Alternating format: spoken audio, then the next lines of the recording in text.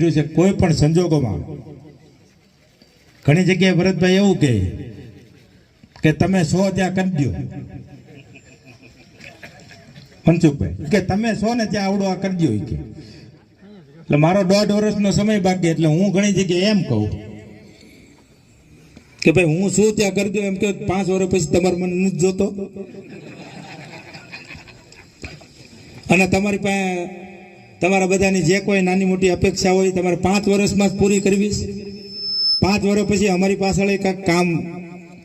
આ વિસ્તાર માટે કરી શકીએ એવું 1-2 કામ રહેવા દેજો અત્યારે 1000 થી 1500 કરોડ રૂપિયાના કામ આપણી આખી લાઠી વિધાનસભામાં થઈ રહ્યા છે અને ઓન પેપર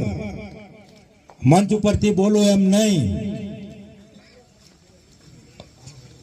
165 કરોડ રૂપિયાના કામ તો અત્યારે દામનગર વિસ્તારમાં થઈ રહ્યા છે।